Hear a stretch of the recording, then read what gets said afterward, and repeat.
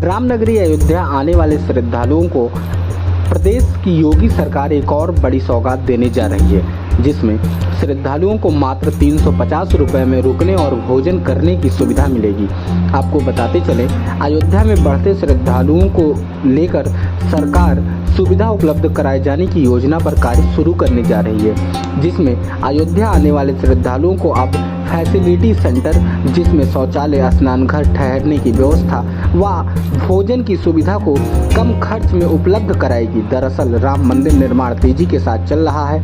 2023 तक भगवान राम लला का भव्य मंदिर बनकर तैयार हो जाएगा, तो वहीं जनवरी 24 तक भगवान राम अपने गर्भगृह में विराजमान हो जाएंगे, जिसके बाद लाखों की संख्या में श्रद्धालुओं को रामनगरी में प्रतिदिन आने की उम्मीद है। ऐसे में मध्यम वर्ग के श्रद्धालुओं की सुविधा को ध्यान में रखते हुए उत्तर प्रदेश सरकार अयोध्या में नगर निगम और विकास प्राधिकरण के सहयोग से 40 फैसिलिटी सेंटर नगर निगम के अंदर और अयोध्या के प्रमुख द्वारों पर बनाए जाएंगे, जिन पर श्रद्धालुओं के लिए पेट्रोल, डीजल और इलेक्ट्रॉनिक चार्ज करने वाले पंप लगाए जाएंगे। इसके साथ ही श्रद्धालुओं की सुविधाओं को विकसित करने के लिए इन द्वारों पर भी यात्रियों के रुकने, खाने और मूलभूत सुविधाओं को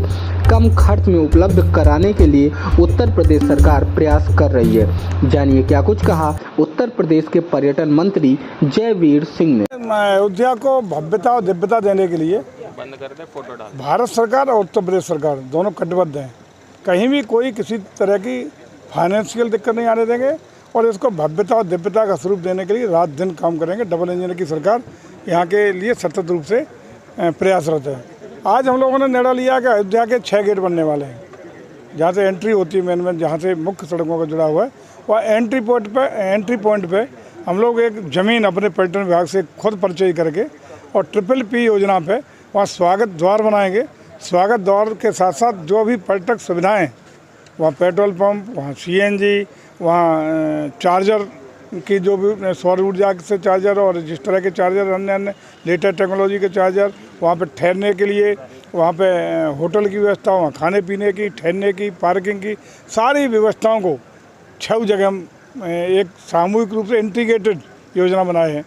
जहाँ भी ये चूँकि गरीब लोग बहुत आते हैं और जो जहाँ योजना बनाए वहाँ बहुत 350 रुपये में सुबह, दोपहर, शाम का भोजन भी देंगे। मैं ठहरने के केवल 350 रुपये में हम लोगों ने ये जो जितने भी गरीब और BPL और गरीब लोग यहाँ तमाम जो भगवान राम के भक्त हैं वो आते हैं, उनके लिए भी पूरे इसी में अयोध्या के जो शहर का हिस्सा है, नगर निगम का हिस्सा है, इसी परिसर में हमने आज DM से हमारे जनप्रतिनिधियों के बीच में कहा बैठेंगे, 40 स्थान चिन्हित करेंगे जहाँ हम लोग सारी जन सुविधाएँ, उनको लैट्रिन, बाथरूम, तरह की वो सारी सुविधाएं उपलब्ध कराने का तत्काल व्यवस्था करेंगे। इस तरह की बहुत सारी योजनाएं यहाँ टूरिस्ट फैसिलिटेशन सेंटर का स्थापित करने का निर्णय कल की ही जो कैबिनेट है उसमें हम लोगों ने लिया है। PPP बता था आपने आज अखबार के माध्यम से।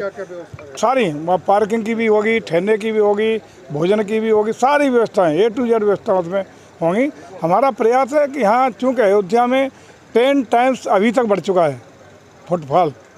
आगे आने वाले समय में हम लोग ये लेके चल रहे हैं कि आने वाले 100 साल तक लगातार जिस तेज़ी से यहाँ लोगों का आगमन बढ़ेगा, पर्यटकों का आगमन बढ़ेगा, श्रद्धालुओं का आगमन बढ़ेगा, उसी की दृष्टि से उनके ठहरने की, उनकी जन सुविधाओं की, उनके भोजन की सारी व्यवस्था करने की योजना बना रहे हैं। और एक आदर्श नगर बनाने के लिए, भव्य दिव्य नगर बनाने के लिए, विश्व स्तरीय नगर बनाने के लिए और भी तमाम सारी परियोजनाएँ हम लोग की पाइपलाइन में हैं।